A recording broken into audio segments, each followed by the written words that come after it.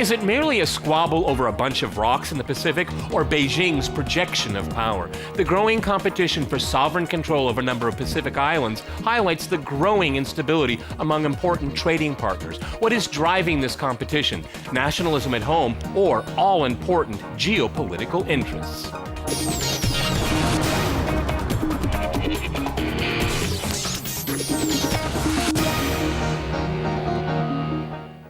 To crosstalk this island dispute, I'm joined by Bruce Klingner in Washington. He's a senior research fellow at the Heritage Foundation.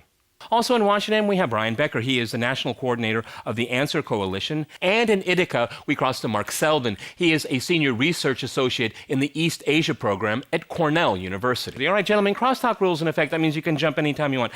Mark, how would you characterize what's going on between China and its neighbors in all of these disputes, particularly the one that's going on in the Pacific right now? Well, I'd like to begin by locating it within a series of territorial disputes in the Asia-Pacific seas. This means we're not just talking about a China-Japan dispute, we're also talking about a Japan-Korea dispute over Dokdo Takeshima. We're talking about Japan ongoing disputes with Russia over the northern islands, as the Japanese call them. We're talking about disputes in the South China Seas between China, Vietnam, Philippines, and others. So something is going on very large and significant around territorial issues in the Asia-Pacific, and I'm going to come back to talk about why this is and why now. But secondly, we're talking about the rise of nationalism as a response to these issues. Nationalism that's driven by competing territorial claims, yes, but is also driven by historical memory issues centering on war and colonialism. This is why the issues are so fraught in both China and Korea. Mark, if I could jump in here, if I go to Brian, it sounds like China has a lot of problems with its neighbors. If we just, considering what Mark just said, go ahead. Well, yes, China has problems with its neighbors. It also has problems with the United States, which just went to Japan to announce the creation of a second missile defense shield that China interprets to be a threat to China, as it should interpret it. I think what we see here in this case with these islands is that the Japanese government, the federal government, under pressure from right-wing nationalists in Tokyo and elsewhere, has engaged in a provocation, buying the islands from Japanese businessmen who don't own them, and then trying to create a fait accompli for the Chinese. And obviously the Chinese people, with strong anti-colonial sentiments, recognizing that these islands were seized at the same time as Taiwan was seized in 1895, are up in arms in protests around the country. But I think it's from below, it's from the masses of people, but obviously it's also from the Chinese government and the Chinese media. Okay. Bruce, is China getting a raw deal in all of this because it's all against China? Well, it's not all against China. It's certainly there's the dispute between South Korea and Japan, and Japan and Russia. So there are a number of issues, and yeah, the reasons for it really are all of the above. There's the long-standing territorial disputes. It's flavored with historic animosities given Japanese actions in the last century. There's also rising nationalism, particularly in China, and we're also seeing it in Japan and Korea. And then also what makes this different from the similar incidents in 2005, 2006 is that Beijing's much more willing to assert itself in the past. And that's what led Secretary Panetta to express concern that particularly the issue between Japan and China could get out of hand, even inadvertent clashes, which always have the danger of escalating further. Mark, is the United States reluctantly being dragged into this, or is it happy that it has proxies to contain China? Yeah. Well, what's the sequence of events that we're looking at here? We're looking at a multiple series of events. One is the Obama administration signaling a greater United States role, a greater American tilt toward the Asia-Pacific. But we're also looking at rising nationalism all across the region. Now, I'm not of the view that we should lay this at China's footsteps. It seems to me that the latest series of incidents basically begins with the governor of Tokyo, Ishihara's, making a bid for the islands and then forcing the Japanese government to follow suit They've now bought the islands for $26 million. This is throwing a flame in the direction of China, and it's not surprising that exactly at the season when Chinese respond to the anniversary of the Manchurian incident, when Japan created Manchukuo, that Chinese nationalism is aflame again. So I think we have a series of interactive events in which the United States finds itself a party to a set of issues and is now in the very uncomfortable position as to whether it will support Japan as the Japanese government has pressed it to, or whether it will try to cool the situation in the region. And I hear the United States talking in both of these directions. I'm not sure which way it will go, but the situation is opened up precisely because some of the talk has been to frame this in terms of U.S.-China conflict, which is on the horizon for the presidential election, as we know, on many fronts, and will continue to intensify in the coming months. Okay, Brian, if I can go back to you, I mean, if the Japanese have these guarantees from the United States, then they can act in a provocative way, buying these islands. Exactly. I don't think, and I think that this happened right before Panetta went to China. I don't think Japan is acting independently. I think this is part of a script. Of course, Japan has its own internal political situation and its own regional interests. But let's look at the whole big picture. Let's step back. You had President Obama going to Australia, announcing the pivot towards Asia, which means the militarization of U.S. role in Asia. He's just announced the 9th trade lawsuit against China. He did that in Ohio, pandering, of course, to Ohio voters. But that's the 9th lawsuit, not the first. And at the same time, you have the U.S. cementing its military relationship with Japan, which can only be viewed in a threatening way by China, and especially now with the second missile defense shield. So I think the United States is, on one hand, pretending to be sort of diplomatically in the middle and hoping both sides speak softly and don't carry big sticks. But behind the scenes, I think the United States is really working with Japan to create more tension on and more pressure on China, especially as China is going through its leadership transition. Okay, Bruce, I saw you shaking your head, so go right ahead. Yeah, I think we can look at it both tactically and strategically. At the tactical level, all these various disputes, Washington, both publicly and privately, is trying to maintain a strictly neutral position on sovereignty issues. We don't have a dog in the fight. Particularly in the dispute between really South believe Korea that? and You think Japan. that's really true? We don't have a dog in the fight? Then what's the pivot? The last 6 months have shown that the United States, What's the pivot? The United States is creating bilateral relations with Vietnam, Philippines. All of that is directed against the People's Republic of China. That is why that's why I distinguish between tactical and strategic. On the purely sovereignty issue over which country has sovereignty or jurisdiction over an island, the American government has clearly said we take no position, we are neutral in each of those disputes. The aspect that the U.S. also indicates, though, is we want every dispute to be resolved peaceably. On the strategic level, one of the reasons behind the Asia pivot, as the Obama administration calls it, has been a growing concern not only by the United States, but by Asian nations, Japan, South Korea, Australia, throughout Southeast Asia, about growing Beijing's assertiveness, some would say aggressiveness, willing to use intimidation against smaller nations, particularly in Southeast Asia. And that goes back to the 2010 Senkaku incident, all that. So the U.S. is increasingly concerned about what Chinese intentions or actions might be, and that was one of the reasons behind the interest in reprioritization toward Asia. Go ahead, Brian.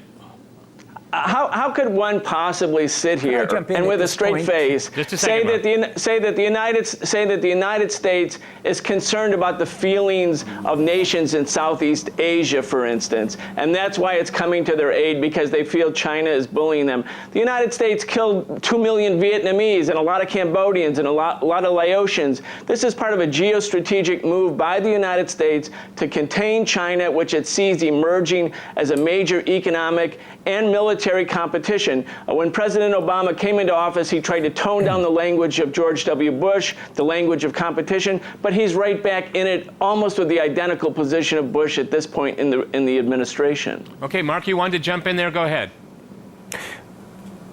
Yes, I do. I think that there's one very specific issue that needs clarifying here. and that is the response of the United States to the China-Japan conflict. Immediately when it broke, Japan's foreign minister at that time, Maehara, raced to Washington and met with Hillary Clinton the next day and asked for support. And specifically, he asked that the United States would make a statement indicating that the United States viewed China's claims on Diaoyutai Senkaku's as a violation, that the United States would treat this under the AMPO Treaty, under the U.S.-Japan Security Treaty, and would protect Japan under it. So I don't think it can be said the United States has maintained neutrality on this. On the other hand, it's also the case, as Bruce has suggested, that a number of statements did come out of the Pentagon, out of the State Department, saying the United States doesn't have an official position on the islands themselves. But if we go back historically, if we go back to the disposition of these islands and other territories after World War II, we have to pay attention to the crucial role that the United States played in making all of the territories that we now are looking at. This was the San Francisco Treaty of 1951. China was excluded from it. And in that treaty, what the United States did was to create all across the Asia-Pacific a series of decisions about ownership without at any point spelling out the latitude, longitude specifics of where the boundaries ended, who owned them. Mark, that's a very interesting point. So we're going to go to a short break. We'll return to history here. After a short break, we'll continue our discussion on the island dispute. Stay with RT.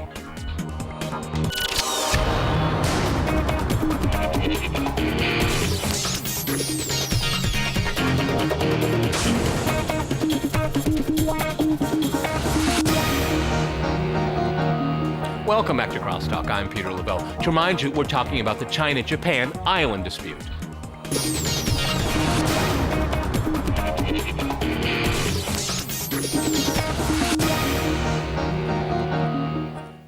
Okay, Bruce, I'd like to go back to you.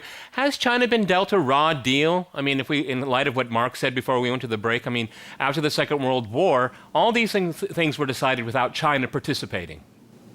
Well, I think you can argue that China, was dealt a raw deal, but at the time it was not a member of the UN, et cetera. But I think if you look at the present time, the concern that the U.S. has, and as I said before, the nations of Southeast Asia, Northeast Asia have, certainly called Washington expressing their concern, calling for a larger U.S. presence, a larger U.S. role, because of China's actions recently. And they are concerned that China will continue to try to intimidate them. So the U.S. obviously is bound by treaty to defend certain nations, Japan, South Korea, the Philippines, et cetera.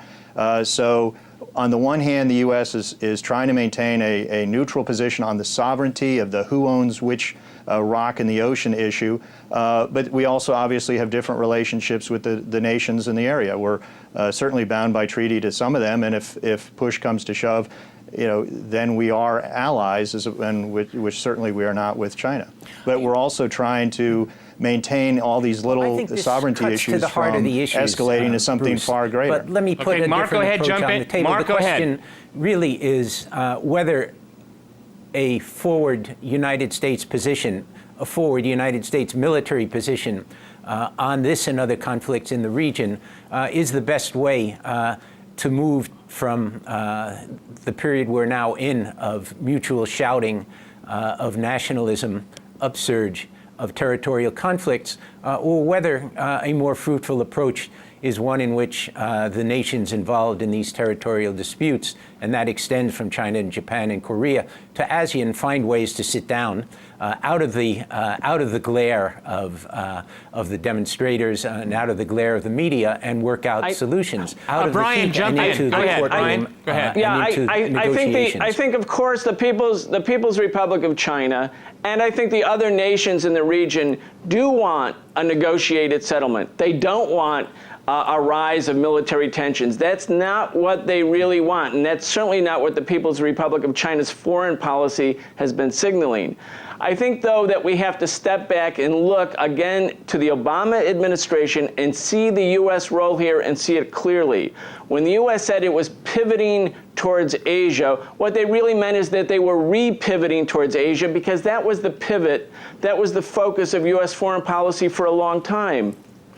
In 1901, the United States invaded the Philippines as part of the opening to Asia. In most of World War II, the war was fought in Asia for the United States. Then there was the Korean War, then the Vietnam War, war after war after war, where the focus, the pivot of U.S. foreign policy was towards Asia. Then it was the Middle East for the last 2 decades, and now the U.S. is reorienting its military hardware towards Asia. That's a dangerous thing given the historical precedent of what the pivot or focus on Asia has meant.